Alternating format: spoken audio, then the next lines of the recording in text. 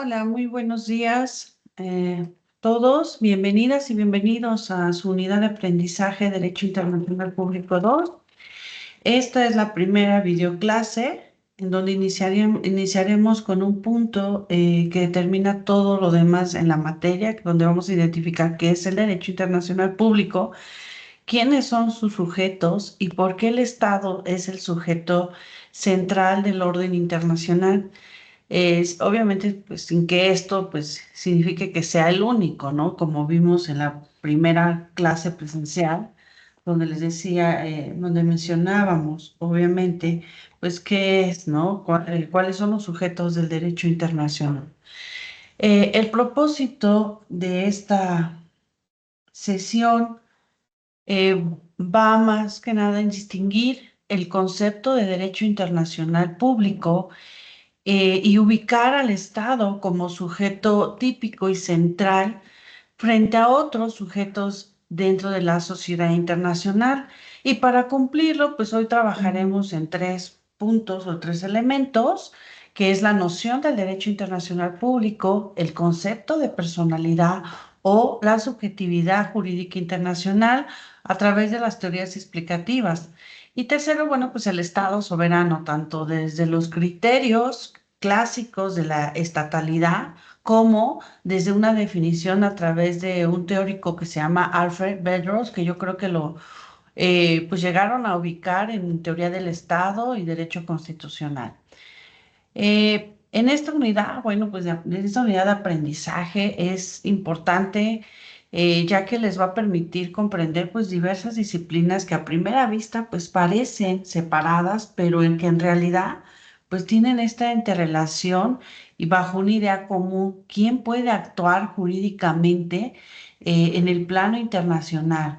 Y pues a lo largo del curso, inclusive de no solo de esta unidad, temática, sino de las cuatro unidades que conforman su materia, pues vamos a estar abordando también temas del derecho de mar, el régimen del espacio aéreo y el espacio ultraterrestre, el papel que juegan otros sujetos del derecho internacional, como son los organismos internacionales, pero también otros actores importantes que tienen este papel dentro de las relaciones internacionales.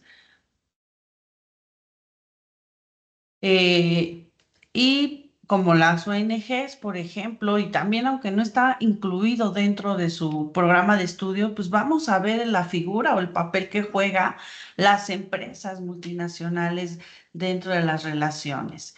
Pero también, pues vamos a ver el tema de la responsabilidad internacional del Estado dentro de, permíteme tantito, dentro de la unidad 4, donde vamos a ver las cuestiones, nociones básicas de la diplomacia. Ustedes más adelante van a ver la cuestión de derecho diplomático, creo que no, noveno semestre tienen esa materia. Aquí, bueno, lo vamos a ver, una noción básica que ustedes, bueno, les va a permitir entender cómo juega el papel, que no es tan sencillo decir, ahora lo que pasó con Venezuela, ¿no? No es tan sencillo decir, ¿y por qué los estados no hicieron nada? ¿Por qué la ONU no hace nada? ¿Por qué la OEA? ¿Por qué? Y tiene una razón del por qué. Eh, el hecho de una acción de un Estado puede traer, pues, obviamente muchas consecuencias y que dentro de estas marcos de consecuencias, pues, tiene que estar prevista, ¿no? ¿Cuál es la que menor cause daño hacia su persona, ¿no? Bueno, todo esto tiene una razón de por qué, pero vamos a empezar con lo básico. Y todo esto, bueno, puede presuponer una pregunta. ¿Quiénes integran, por ejemplo, la sociedad internacional como sujetos de derecho? Y hoy vamos a comenzar a responderla. Antes de, bueno, pues de entrar en definiciones, este, déjenme cambiarle. Antes de entrar, pues, en definiciones formales, quiero, pues, dejar estas tres preguntas guía que no necesitamos responder en voz, sino la idea es que te acompañen durante, pues, esta sesión. La primera es, ¿a quién imaginas cuando escuchas, por ejemplo, comunidad o sociedad internacional? ¿Qué elementos debe de tener una entidad para ser considerada un Estado soberano? Y yo creo que esta pregunta fácil la van a contestar. ¿Por qué? Porque ya tuvieron la noción de teoría del Estado. La tercera pregunta va en relación, obviamente, que ¿qué crees que significa que existan sujetos atípicos en derecho internacional público? Y era lo que yo les mencionaba en la primera sesión de presentación, donde les decía que los sujetos pues existen a nivel internacional, inclusive las figuras como la Santa Sede, el Estado Vaticano, el Comité Internacional de la Cruz Roja, la Orden Soberana Malta, pues tienen una relevancia importante, pero no son como tal sujetos típicos como suele ser un Estado soberano, sino se les consideran así como sujetos atípicos. De hecho, Loretta Alf, en su libro de Derecho Internacional Público, los menciona así, los encuadra como sujetos atípicos y de ahí aparece obviamente temas de entidades con subjetividad jurídica internacional parcial, estados con capacidad de obrar limitado, y que vamos a estar obviamente a lo largo de estas sesiones revisando esas diferentes sujetos que Loretta los agrupa como sujetos atípicos. Eh, para los que van a ver después el video, a lo mejor, bueno, pues sí, en esta parte de estas tres preguntas, a veces les digo, pues pausen para que vayan reflexionando, ¿no? Vayan anotando, vayan viendo qué nociones básicas tienen ustedes con lo que han visto ahorita de su primer semestre, para que, bueno, al final nosotros tengamos el objetivo de qué es lo que me llevo de esta sesión, ¿no? Y bueno, comenzamos con lo más básico referente al tema de qué es el derecho internacional público. Y yo siempre les decía, cuando les digan qué es el derecho tal, siempre empiecen conjunto de normas. Hay diferentes tipos de normas, sí, morales, sociales, públicas, públicas, jurídicas y religiosas. ¿No? Es la básica clasificación que ustedes vieron en la introducción al estudio del derecho.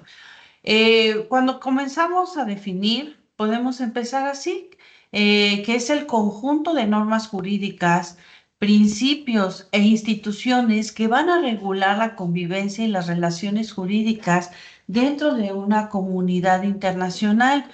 Eh, el derecho internacional público lo pueden encontrar abreviado así como DIP, entre paréntesis, porque así lo van a ver a lo mejor en mis presentaciones o inclusive dentro de libros van a ver esas abreviaturas, pero eso es a lo que se refiere con derecho internacional público. Y cuando decimos que regula, pues nos vamos a referir a que establecen derechos, obligaciones, competencias y consecuencias jurídicas. Por ejemplo, regula cómo se celebran los tratados y qué ocurre si incumplen. ¿Cómo se solucionan esas controversias? ¿Qué límites tiene el uso de la fuerza? ¿Cuáles son las reglas básicas de convivencia internacional? ¿Y cómo se organiza el ejercicio de esas competencias estatales en ciertos espacios como en el mar y el aire? Por eso entra aquí el derecho internacional público, porque tiene esa finalidad. Viene a regular la acción, las acciones, inclusive las omisiones de estos sujetos del derecho internacional público. ¿Se imaginarán una comunidad, una sociedad internacional sin reglas? Simplemente una sociedad en general sin reglas. Imagínense un estado con un poder económico impresionante, con poder militar, alta tecnología, eh, población y territorio pues grande, y que no exista alguien o algo que los detenga. Obviamente, pues se ve esos temas de invasión, se ve esos temas de violación total a los derechos humanos porque no existen, no hay algo que regule, no hay algo que limite el actuar o que sancione, obviamente, la omisión de un Estado.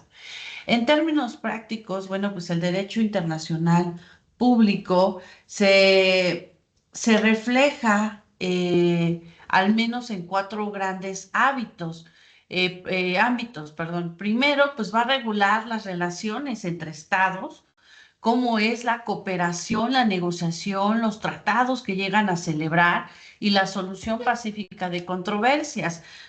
Una de las características que, bueno, que se ve dentro de esta interacción entre los estados, estas relaciones internacionales, es que es compleja, porque dentro de esas relaciones podemos observar, por ejemplo, que existe cooperación, pero al mismo tiempo existe conflicto.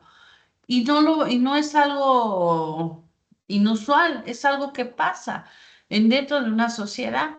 Vemos países que fortalecen sus lazos de cooperación en ciertos ámbitos, materias que la misma relación pueda necesitar, como ámbitos comerciales, ámbitos de seguridad, ¿no? Y que vemos manifestado jurídicamente a través de tratados.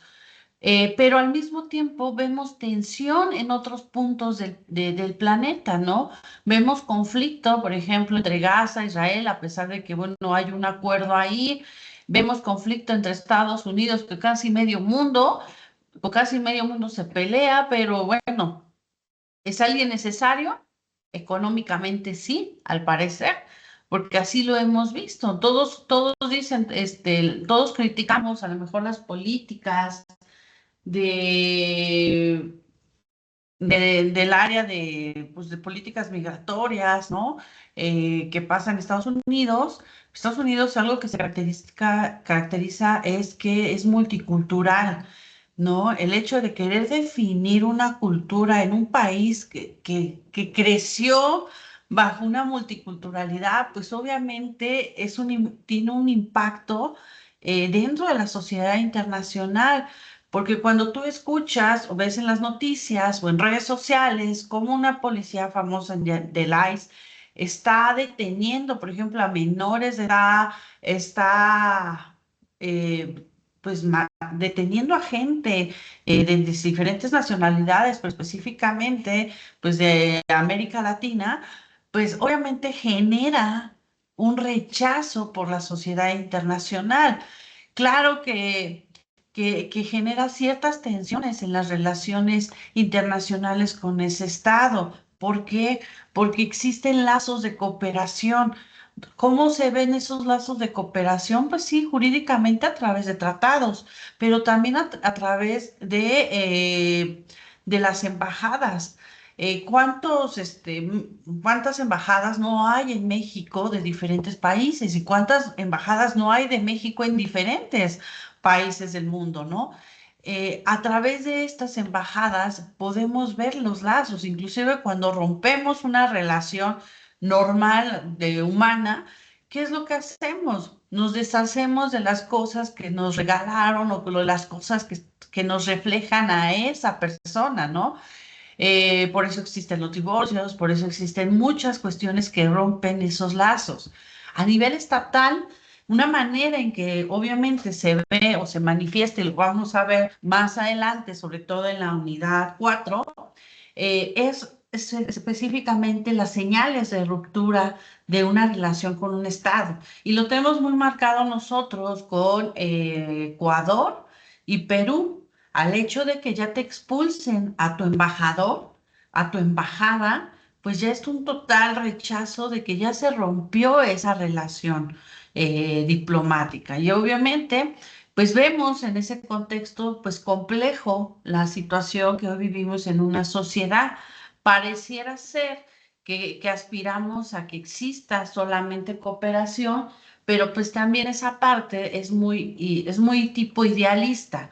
Hay teorías que a nivel bueno, que estudian estas relaciones internacionales, que van enfocadas obviamente a explicar el contexto actual. En su momento, por ejemplo, la teoría idealista, eso de Immanuel Kant, de buscar, ¿no? Un ideal que perseguir, se vio muy reflejada al término de la Primera Guerra Mundial, donde un presidente,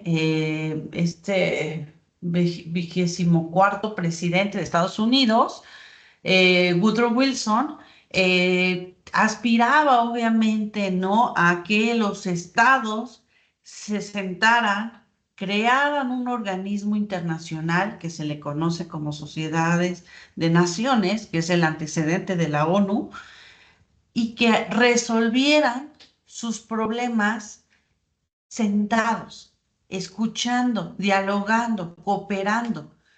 Obviamente en ese contexto a lo mejor nosotros no lo vemos tanto porque pues estamos en otra etapa de la historia, pero en ese momento, imagínense, era la Primera Guerra Mundial que acababa de pasar. La destrucción fue impresionante, miles y miles de personas muertas, mucha gente con resentimiento, estados dolidos por las pérdidas, tanto de infraestructura como humanas. El resentimiento estaba presente. Ahora siéntalos a que resuelvan sus controversias, sus problemas de ego, sus problemas en una mesa. Es compleja. Obviamente ese ideal que aspiraba a través de sus 14 puntos de Woodrow Wilson, eh, pues fracasaron en su momento, pues obviamente eh, acontecieron muchas situaciones que obviamente esto impidió que se resolviera, ¿no? Y que de ahí, pues se desatara años más adelante una Segunda Guerra Mundial, ¿no? Y entra ahí la teoría realista, en donde esta teoría muestra que el mundo real, esto es lo que es. Debe de haber conflicto. El simple hecho de una interacción humana genera fricción, genera conflicto. Y no hablemos de un Estado. A pesar de que es una entidad, pues al final quienes representan esa entidad son personas. Y la realidad es que va a haber siempre conflicto. Aquí el tema es cómo resuelven el conflicto, ¿no? Obviamente esta teoría realista descartaba otro sujeto de derecho internacional, marcaba simplemente al Estado como el único ente, porque lo demás que pudiera generarse emana del Estado. Por ejemplo, un organismo internacional, para él decía, pues son los estados que conforman ese organismo, son estados soberanos. Entonces, realmente el único sujeto aquí es el Estado. Entonces, estas teorías obviamente vinieron a marcar o tratar de explicar los acontecimientos que se vivían en ese entonces. También surge la teoría marxista de Carlos Marx y Engels, donde criticaban obviamente un papel importante ahí que es el capitalismo, que se tuvo un auge obviamente en la Guerra Fría, porque pues obviamente estaba la tensión entre el socialismo, estos ideales y el capitalismo.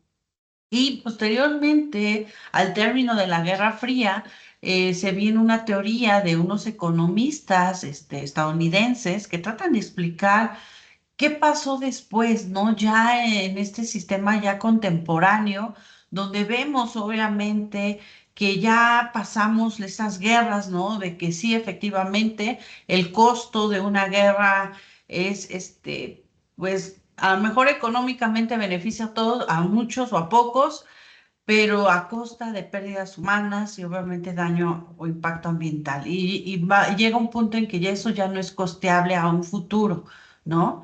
Entonces, ellos explican bajo la teoría globalista o sistémica el tema de la interdependencia económica, porque se empezó a ver así, surge ese fenómeno de la globalización y qué generan los estados en sus relaciones que parte del punto de vista de lo económico y que de ahí se deriva una interdependencia en lo político, en lo social, en lo ambiental, en N cantidad de situaciones. Y a través de Keohane y Nayer, estos economistas estadounidenses explican que hoy en día los estados ya no pueden sobrevivir por sí solos, que si Donald Trump quiere ser América para americanos, o sea, su pedazo de tierra para él, y no depender de nadie más, pues no puede ser, no, no es lo que pueda hacer esa sociedad hoy en día, ¿no? Esa nación hoy en día.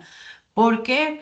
Porque si ustedes observan, los estados ya dependen inclusive para producir algo, un vehículo. ¿Se han preguntado cómo se fabrica un vehículo? ¿Un vehículo se fabrica en un solo país? desde sus piezas que se fabriquen en ese país, desde su ensamble, la tecnología se genera dentro de ese mismo país, ¿no? Observamos que, por ejemplo, la tecnología viene de países asiáticos, las piezas, bueno, también llegan a venir de países asiáticos o bien de países como Alemania, en donde obviamente le invierten la calidad. Y el ensamble, pues se van a lugares donde es más barato, las leyes laborales son menos, o sea, no se protegen y obviamente esto genera esta situación de que, pues obviamente, pues genera esta famosa interdependencia. Claro que los tratados tratan de evitar, por ejemplo, el TEMEC en su momento decía que México no debía de que el costo de los ensamblajes debería ser obviamente dentro del mercado del estándar, que no debía obviamente bajar porque iba en contra de sus leyes laborales y que México forma parte de la OI, de la Organización Internacional del Trabajo, que es lo que buscaban, que no evitar obviamente esos lugares que en donde el ensamblaje o la fabricación de ropa fuera muy barata y obviamente este impacto hacia la baja calidad.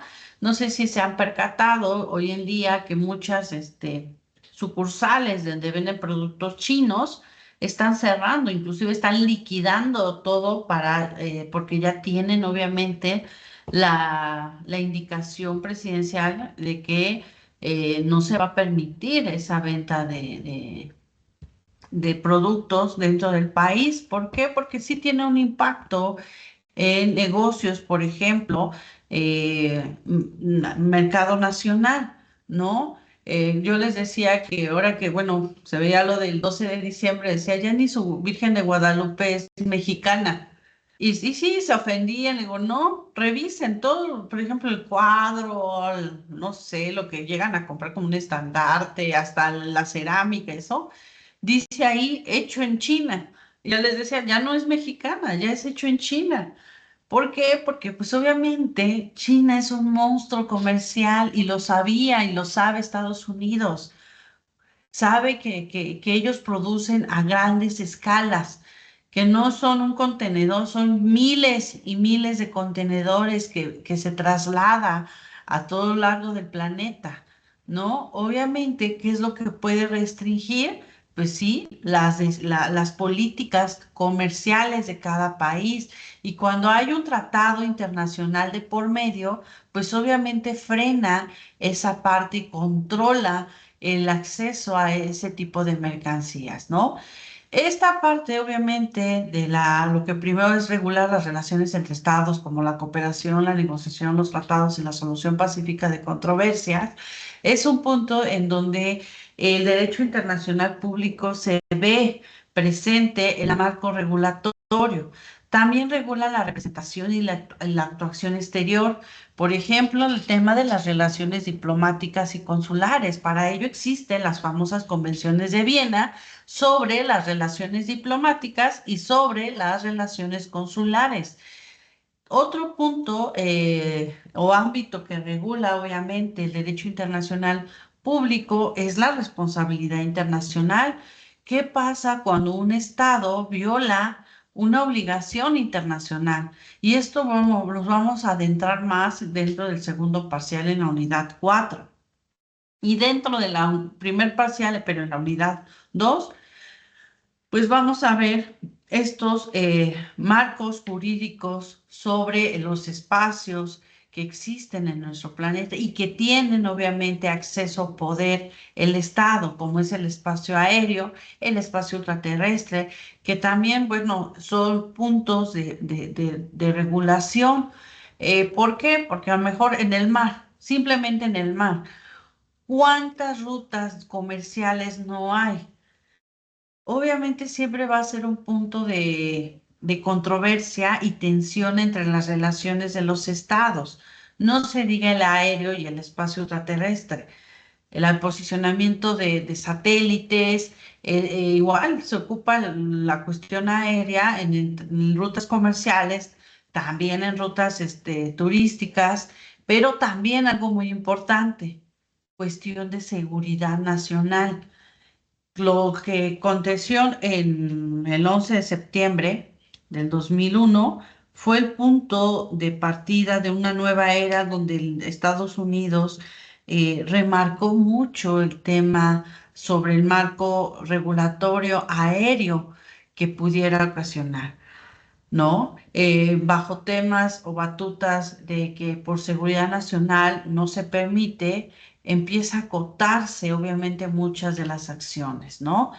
Todo esto, bueno, vamos a estar revisando dentro de su unidad y que pues hoy esto nos va a permitir, obviamente, pues comprender un poco el tema del que venimos hablando, ¿no?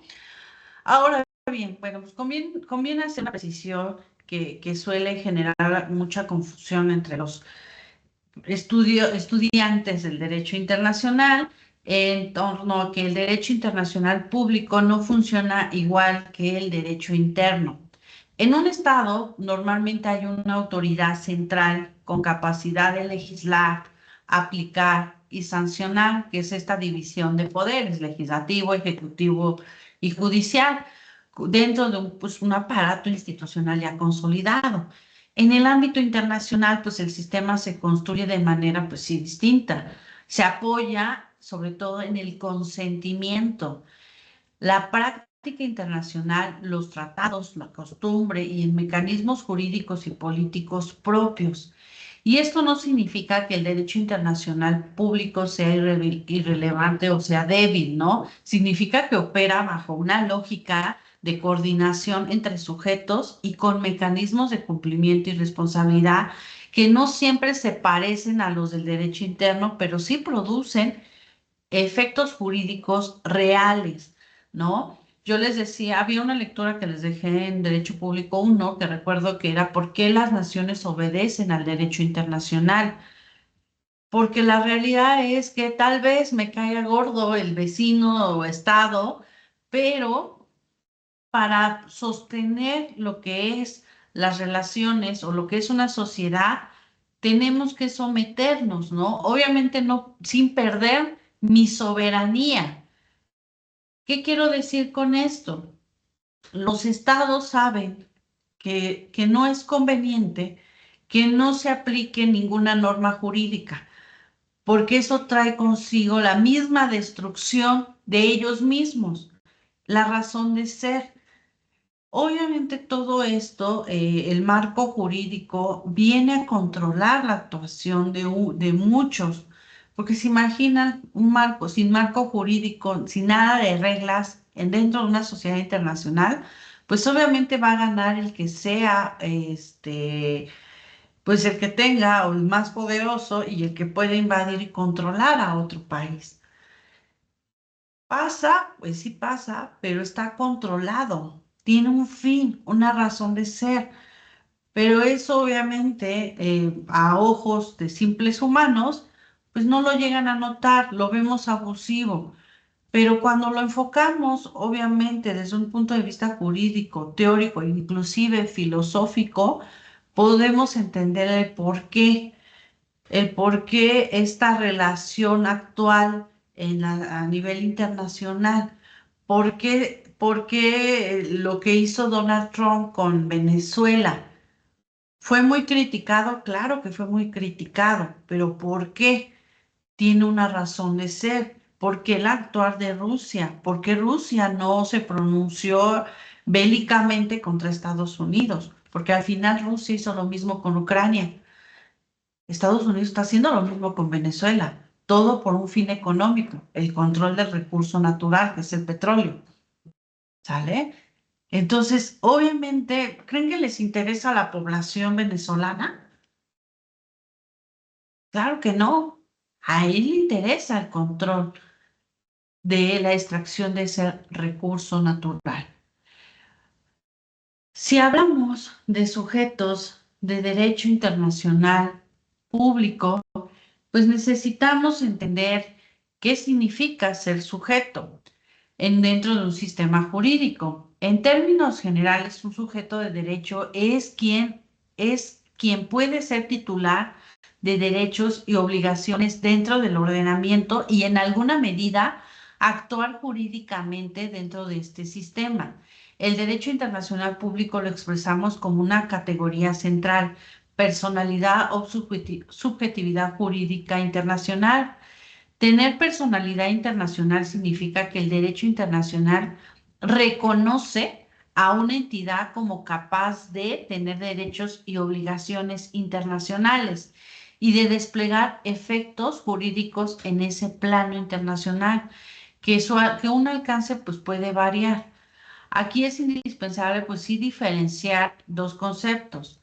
Uno, que el sujeto del derecho internacional público es la entidad reconocida como personalidad internacional capaz de ser titular de derechos y obligaciones internacionales. Y el objeto de derecho internacional público, pues es aquello sobre lo que recaen esos efectos de las normas internacionales, sin que necesariamente exista capacidad propia de actuar como sujeto.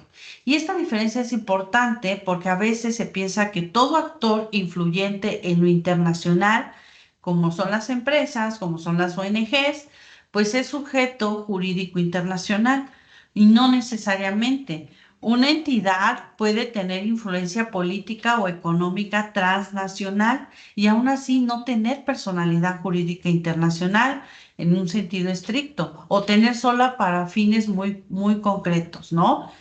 Un punto clave, bueno, para este estudio de esta unidad temática, pues sí, es comprender que la subjetividad internacional no es idéntica para todos y no todos los sujetos tienen la misma naturaleza ni la misma extensión de derechos y obligaciones.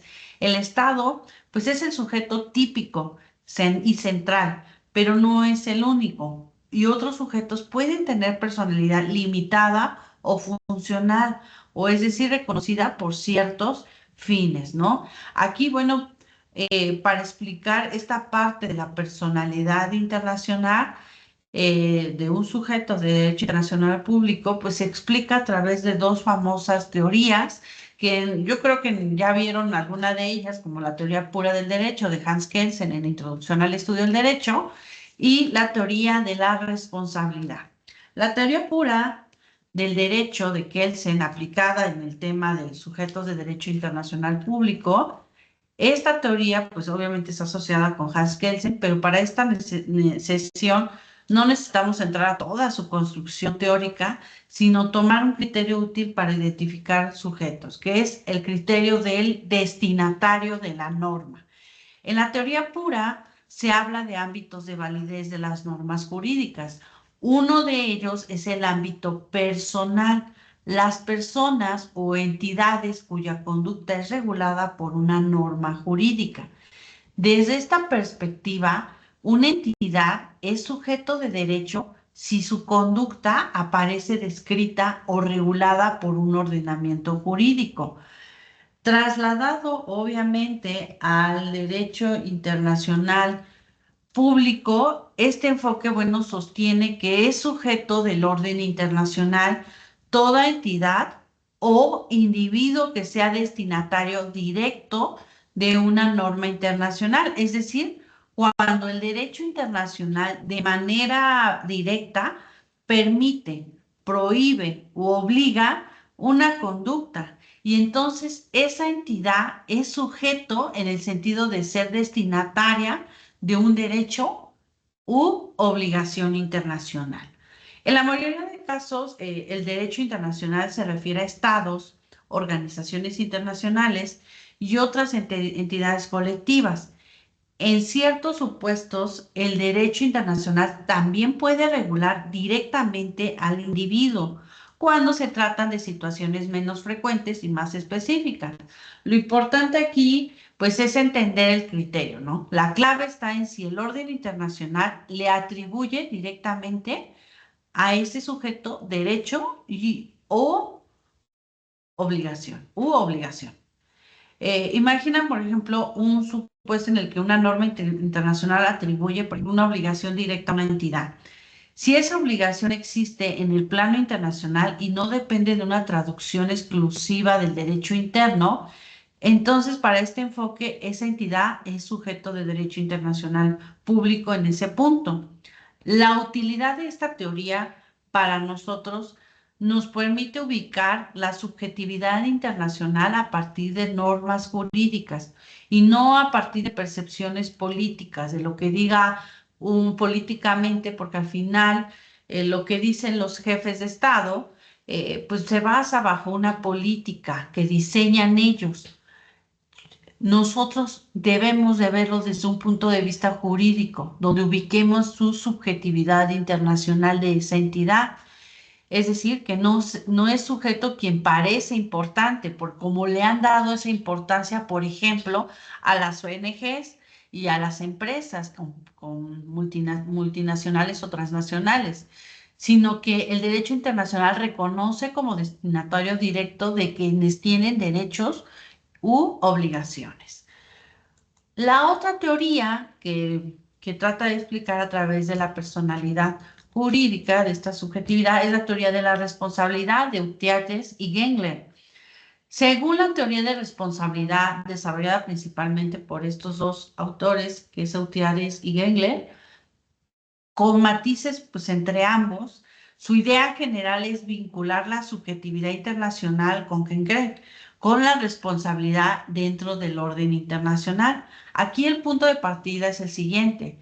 En derecho internacional, una de las preguntas pues, más relevantes es quién puede hacer valer un derecho internacional mediante una reclamación o quién puede ser considerado responsable por violar una obligación internacional. Es decir, quién participa en el juego jurídico de la responsabilidad. Eutiades, dos supuestos mínimos, sostiene que un sujeto de derecho internacional al menos debe de encontrarse en una de estas dos situaciones. La primera de ellas es que sea titular de un derecho y poder hacerlo valer mediante una reclamación internacional.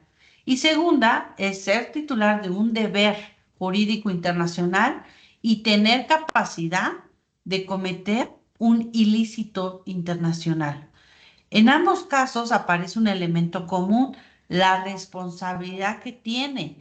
El primero es el sujeto puede invocar la responsabilidad internacional frente a una lesión a su derecho.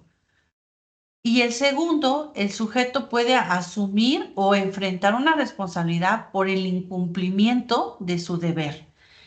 Wegler va más allá que Utiares y hace la distinción entre acto antijurídico y responsabilidad.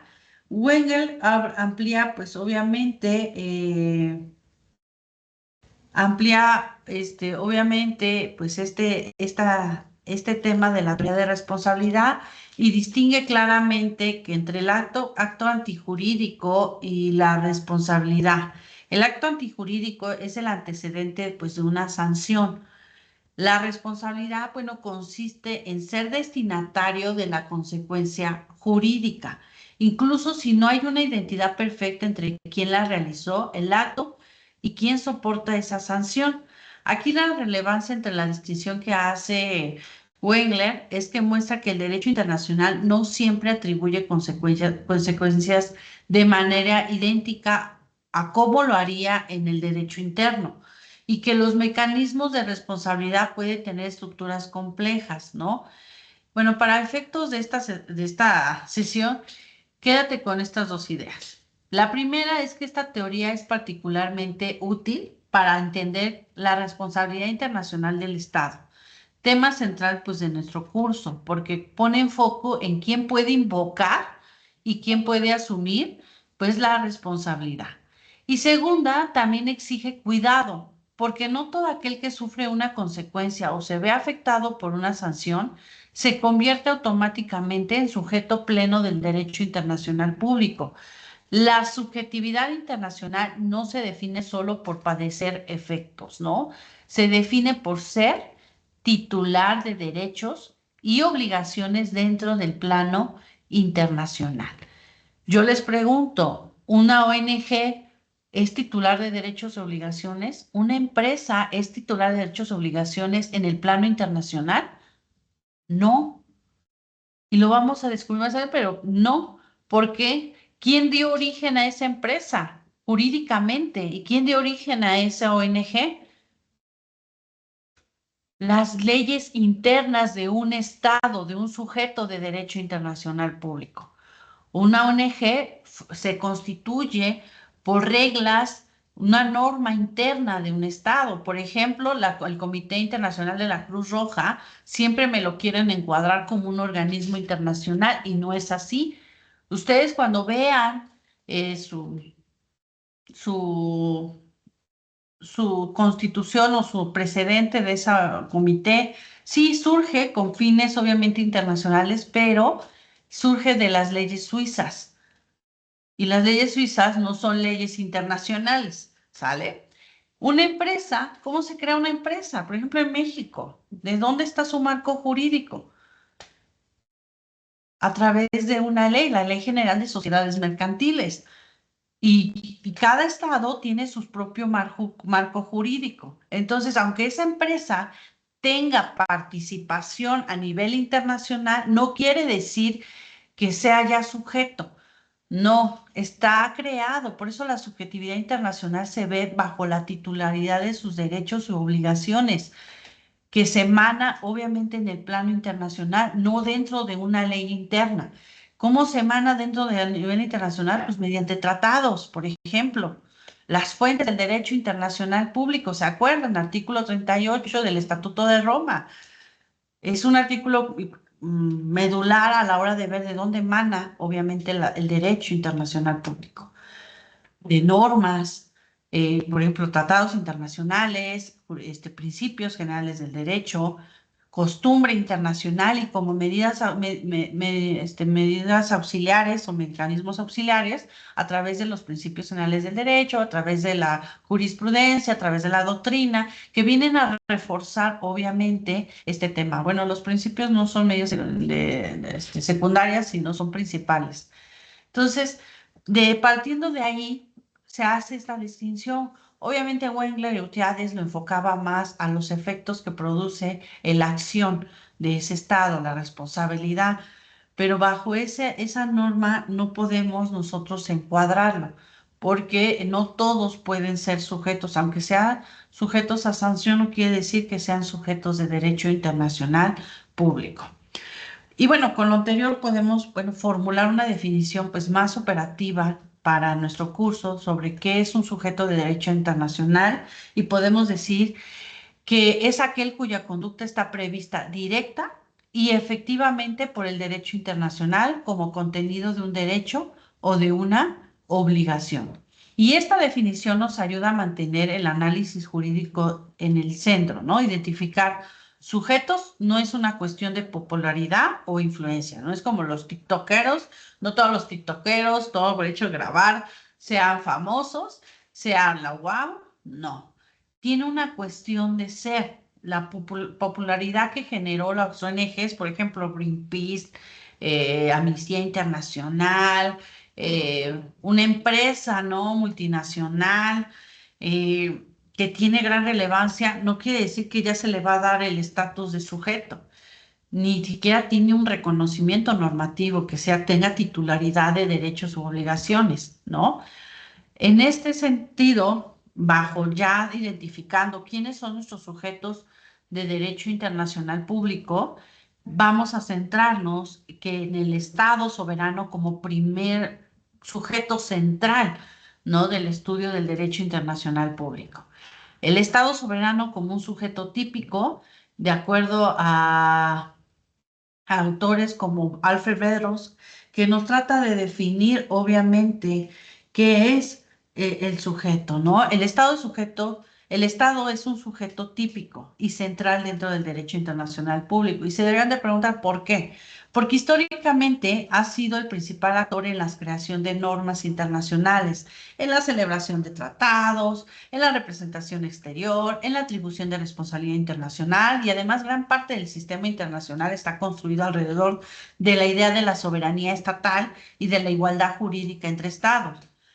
Los requisitos clásicos de la estatalidad que Montevideo, allá en su obra de 1900, en la Convención de Montevideo de allá de 1933, establece que para identificar jurídicamente a un Estado, a un Estado se utilizan criterios clásicos. Aquí la Convención de Montevideo de 1933 establece 4 requisitos. Primero, población permanente.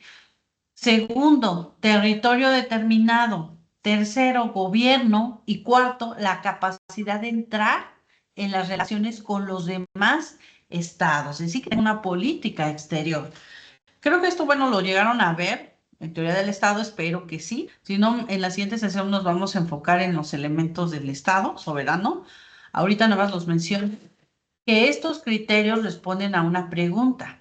¿Existe una comunidad política organizada que ejerce autoridad efectiva sobre una población en un espacio territorial y que puede actuar en el plano internacional? Ante esto, eh, cuando se dice en la aclaración de un territorio determinado y la capacidad de relacionarse, cuando se dice un territorio determinado, no necesariamente significa fronteras perfectas e indiscutidas. Puede haber controversias territoriales y aún así existir estatalidad. Lo relevante es que existe un núcleo territorial donde se ejerza una autoridad efectiva. Cuando cuando se dice capacidad de entrar en relaciones internacionales, no es solo tener embajadas, es la posibilidad jurídica y fáctica de conducir relaciones exteriores de manera autónoma. En México, ya lo vieron en teoría del Estado, donde se manifiesta la política interna y la política externa de nuestro país, el plan nacional, y cada presidente define, desarrolla su plan nacional. Les voy a compartir un artículo que creo que se los mencioné, donde se habla sobre el tema donde se habla el tema de que que México está perdiendo o se ha dejado de invertir en el tema de las relaciones internacionales, que la política interna pareciera ser que se enfoca más en temas internos que externos y que obviamente esto está ocasionando que la imagen o la proyección del Estado mexicano en el plano internacional pues se vea cada día más reducida. El presidente o jefe de Estado ya no participa tanto en la política exterior.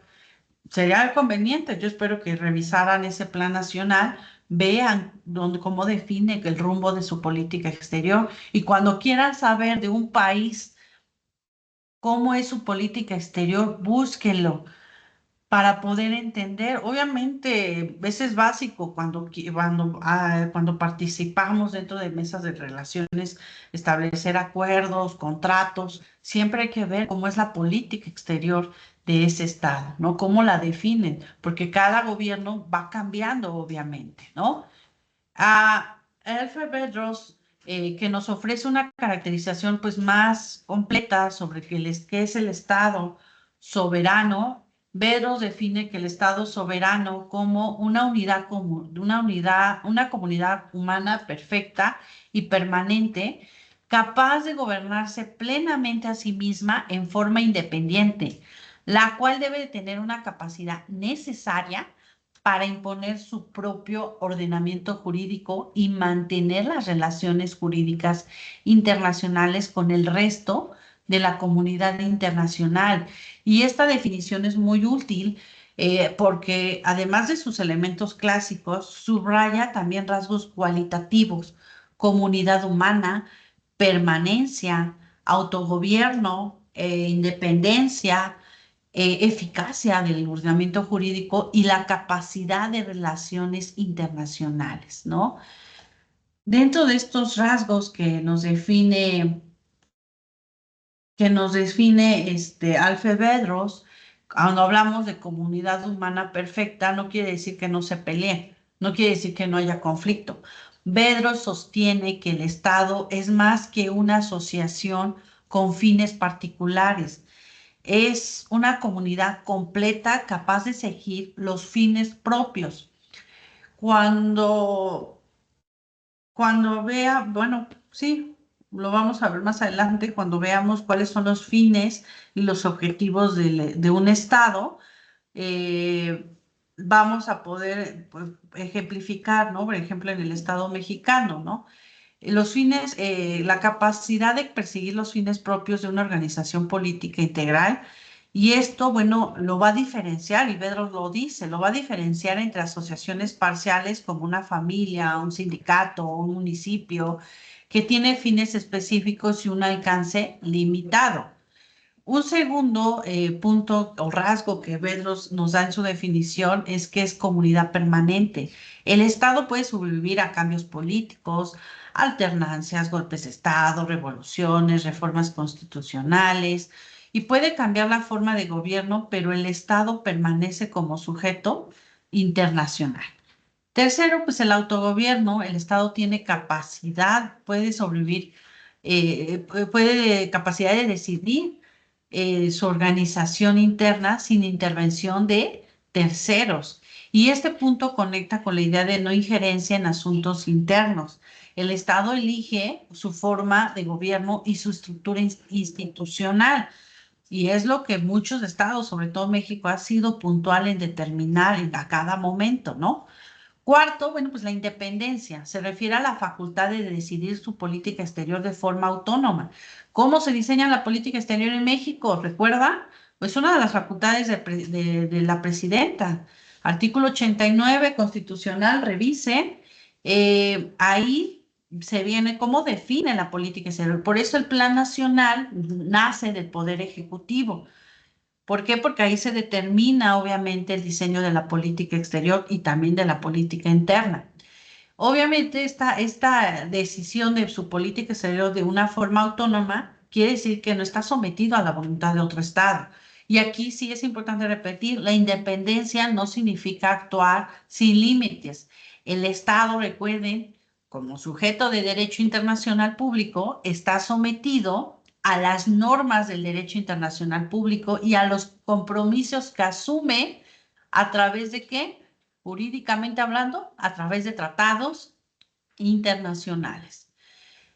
Quinto rasgo que Bedros nos da en su definición es el ordenamiento jurídico efectivo. Para Bedros, por ejemplo, el Estado debe ser capaz de imponer un orden jurídico normalmente obedecido, que en términos prácticos esto se vincula con el principio de efectividad. La comunidad internacional suele reconocer como un Estado al que en los hechos actúa como tal, como sus instituciones efectivas. Y sexto rasgo que Bedros nos da son las relaciones internacionales. Un Estado soberano pues debe tener órganos de representación y conducción en las relaciones internacionales, capacidad de actuar, vincularse jurídicamente con otros estados. Cuando hablamos vincularse jurídicamente quiere decir capacidad de celebrar tratados internacionales y sujetos reconocidos como organismos internacionales. La conexión que obviamente se ve entre Bedros y Montevideo, pues obviamente entre la Convención de Montevideo y Alfred Bedros, pues la Convención de Montevideo ofrece criterios estructurales mínimos. Y Bedros, por ejemplo, aporta una mirada más cualitativa y funcional, cómo se comporta y qué capacidades debe de tener el Estado para ser realmente soberano e independiente con un orden jurídico efectivo y obviamente que exista relaciones internacionales y que en conjunto, pues ambos enfoques que da la Convención de Montevideo y Alfred Bedros, pues nos permite comprender por qué el Estado es el sujeto central porque concentra capacidad normativa, capacidad de actuación y responsabilidad dentro del plano internacional y porque su soberanía e independencia organizan buena parte de esta arquitectura de un sistema. Y para fijar ideas, pensemos en un ejemplo hipotético. Supón que una entidad declara independencia, pero no tiene ni siquiera control efectivo dentro de su territorio.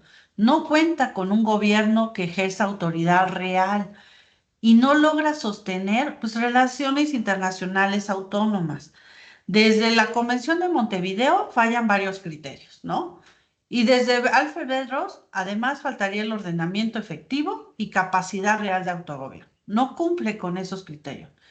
Por el contrario, si una entidad tiene población bajo su administración, control territorial, gobierno estable, capacidad de vincularse con otros estados, un ordenamiento efectivo, conducción autónoma de su política exterior dentro del derecho internacional público, entonces el análisis jurídico se orienta hacia un reconocimiento de estatalidad, hacia un reconocimiento de un estado soberano.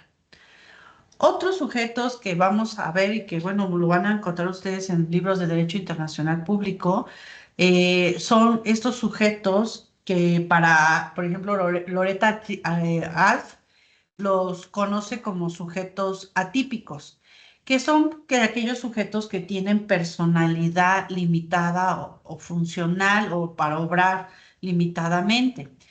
Aquí pues ya sabemos que el Estado es como sujeto central. Ahora, sin perder esa centralidad de que el Estado es el sujeto principal, vamos a estar ubicando otros sujetos. Por ejemplo, las organizaciones internacionales pueden tener esta personalidad internacional reconocida, por eso se les da ese estándar de sujeto de derecho internacional público. Pero, por ejemplo, la Santa Sede tiene un estatuto particular en la vida internacional, pero con capacidad de relaciones diplomáticas y presencia histórica propia. Está obviamente limitada. En el cambio, el individuo en determinados ámbitos puede ser destinatario directo de normas internacionales, especialmente en protección de sus derechos humanos y en ciertos supuestos de responsabilidad internacional. Y aquí por eso decimos que el individuo es un sujeto de derecho internacional público. Y existen obviamente otros actores que vamos a estar discutiendo más adelante, que son los famosos sujetos atípicos, y que vamos a ver estas diferencias, ¿no? Y que, bueno, a lo largo del curso, pues vamos a estar limitando. En síntesis, bueno, ¿qué aprendimos o qué hemos aprendido hoy, sobre todo en esta sesión? Que primero, pues el derecho internacional público es el conjunto de normas jurídicas, principios que regulan la convivencia jurídica dentro de una sociedad o comunidad internacional. Segundo, pues que para ser sujeto de derecho internacional público implica personalidad o subjetividad jurídica internacional, es decir, titularidad en derechos u obligaciones, y que esa subjetividad puede ser plena o limitada. Tercero, que para identificar sujetos, hoy trabajamos a través de dos teorías.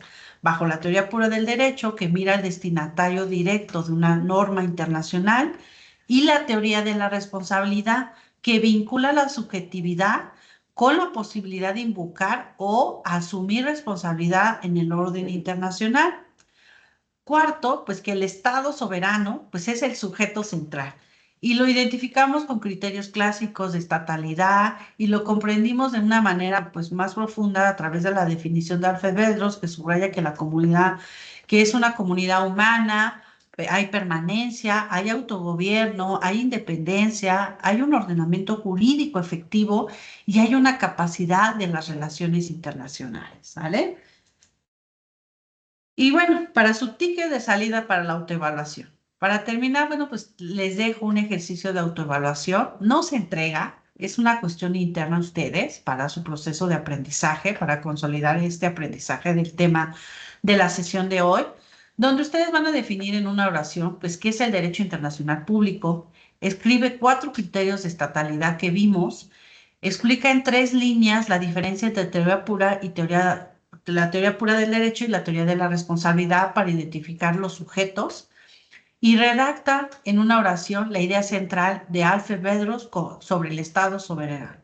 Y con esto, bueno, vamos a cerrar la videoclase. En la siguiente sesión vamos a profundizar más en los elementos del Estado y conectaremos, obviamente, ese tema con la soberanía e independencia en torno a la función dentro de un sistema internacional. De mi parte es todo, agradezco. Recuerden que ya está publicada la convocatoria del Waximum, que es una actividad que van a desarrollar, van a presentar en segundo parcial, pero que vamos a estar desarrollando. De entrada, pues vamos a estar nosotros trabajando. Tenemos nuestra primera sesión este viernes. Esténse atentos a que se conecten, obviamente, para que pues formen parte de esta capacitación. Espero que ya tengan conformados sus equipos. Ya estaré pasando esta semana para saber sus equipos. El maestro está monitoreando, el del comité está monitoreando sus equipos que quedan registrados. Y bueno, obviamente sobre ello voy a estar revisando con ustedes. Si quieren formar parte de la presidencia, está la otra convocatoria para que también lo revisen. Que les tengan excelente día y seguimos en contacto. Hasta luego.